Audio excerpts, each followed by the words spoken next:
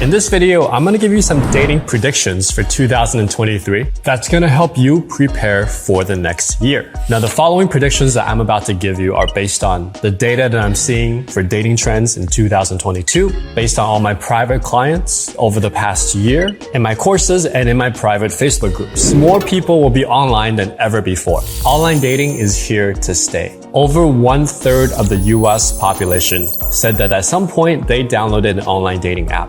If you filter this piece of data out for people that are married or over a certain age range, that means that the majority of people have downloaded an online dating app. This is pretty much a given fact. I think it's better to use technology than let technology use you. So figure out a way how you can interact with something that makes it your own. Even if you hate online dating, even if it doesn't work right now. That's my personal opinion. Prediction number 2. A lot of these dating apps, they're gonna start squeezing money out of you. Paywalls will start to come up. Just look at their revenues over the last year. More revenue means that if you're not in the top 5% of good-looking guys, there's gonna be functions that claim to help you reach more women. Some of these functions will really help you a lot. Other functions will just suck money out of you. For example, on Tinder, when you pay for it, there's a way to like a girl's picture and add a comment to that like, so she sees it when she sees your match. Little UI hacks like this in online dating will give you an edge up, as well as knowing how to take great pictures and how to message girls. These are critical factors in online dating that I think most guys don't understand. If you need some help with that, get a coach. I don't care if it's with me or not, but get this figured out, because it's starting to cost too much to not know how to do online dating. Prediction number 3, there will be more daytime opportunities in 2023. I think that after COVID, there's gonna be a period of 1 or 2 years where people are really a lot less superficial, a lot less pretentious, and there's gonna be more opportunities to meet women now that mask mandates are out. In Vegas, no one is even wearing a mask. Now, most guys don't know how to put themselves out there and go out and have an authentic, attractive conversation, especially during the day. So this is something that if you're starting to learn how to do it, you'll be able to have a huge competitive advantage. In fact, if you know how to run day game properly, it's kind of like having a superpower. Take it from someone who's been there. I remember going out to Union Square in San Francisco and barely being able to compliment one random homeless person, to being able to go up to any girl and just really speak with her authentically and attractively and get a number. Sometimes even getting an instant date. Okay, prediction number 4. Girls are gonna start saying that they want more serious relationships, especially on public profiles. And you'll see descriptions that kind of look like this. But here's the secret. It's only true if you can't get past the first date. On the surface, people are saying they want more depth, they want more real connections. But if you know how to get past the first date, human beings are human beings. We still enjoy sex. And if you know how to do that with a woman and she trusts you, it's the same game. It just looks different on the surface. So it's a little bit more confusing, but once you know the truth, it's just as easy as before. Human nature doesn't change. You just have to learn how to break that authenticity wall. And again, this is something that when you don't know how to do it, before the wall was here, the tipping point was here. Now the tipping point is here. Because it's higher, there's more opportunities, but most guys don't know how to get to that point where there's a lot of opportunities. And so they get stuck. And that's why we're seeing data like this, right? Young men, especially young men who are finding their way, don't know how to get to a point where they can actually be in abundance. That brings me to prediction number 5, which is that I think worldwide, we're starting to see inflation really take hold. And how does that apply to your dating life? Well, I can tell you right now that in the US alone, I have experienced probably a 2x increase in groceries and food. I have clients in 2 different countries. I have one client who's actually thinking about moving to Mexico City. I have another client who's actually in an Asian country. And then I have a third client who's traveling around the US looking for smaller towns that cost less. If you're watching this and you're an ambitious guy, I think what's going to happen in 2023 is that guys are going to start figuring out, wait a minute, I'm spending so much money on this, on rent, on my dates. What if I move to a different place? And based on my own experience and experience of my clients, especially the ones that financially are already set, they're learning how to have cheaper dates, how to have more intimate dates with women in different countries that have different priorities, okay? So I think prediction number 5 is really happier abroad.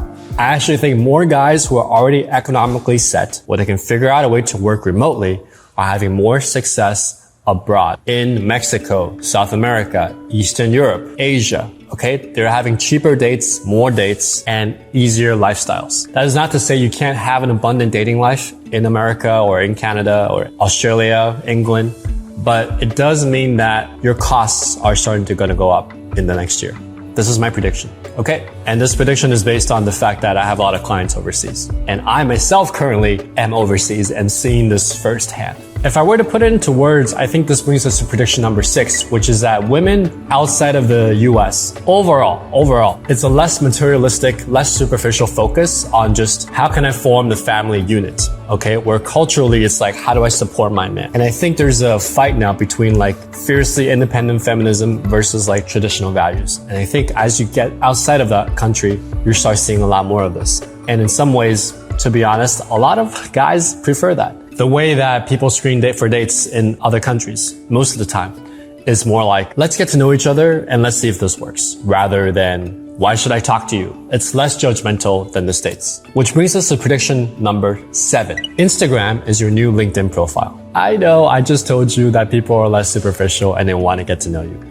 But what's happening is that Instagram is your calling card. It's almost like your business card in dating. So what happens is people are gonna look you up on Instagram before they go on a date with you. Now, one of the keys I learned from my mentor is that your IG doesn't have to be super high status. You don't have to have a lot of followers. It has to do with telling a story. So start thinking about your Instagram, the last 6 pictures as your landing page. In fact, my personal Instagram hasn't been updated in years, but the last 6 pictures and the way my Instagram profile reads is that it tells a story of an attractive guy. So the question you might want to ask yourself is, okay, how do I win this online dating game, this game where economics are changing? How do I win this game where people are actually looking at social media? And ask yourself, what is the minimum thing I need to do to hit the success factors needed? And that brings me to prediction number 8. Most of the women that are still on Facebook are like your mom and older girls, right? However, here's the key to Facebook. It's great for building a social circle. Some of my best girlfriends, they actually met me through Facebook groups. Here's Jessica, who I met through a Vegas social group. And so Facebook groups is super powerful.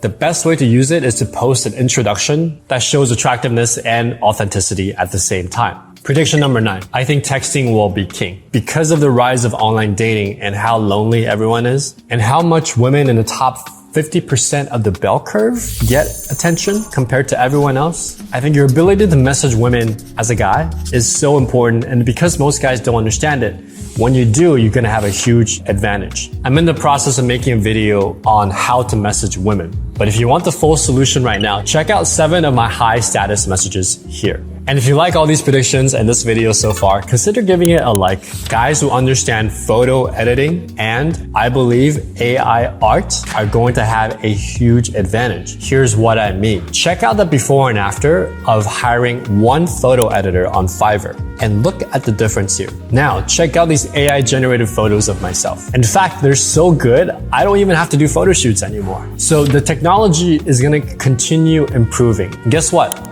Your favorite Instagram girl, that really cute girl on social media, she's already using apps like Facetune and FaceApp. She's already editing her pictures, avataring themselves to become a symbol that guys lust over. And as a guy, there's nothing wrong with improving your image as long as it's within reason, right? You don't want to put 6 feet when you're 4'4", but you can improve your image using some of these tips. If you like this video, consider subscribing to the channel. You may also want to check out some of the free dating resources in the link in my description.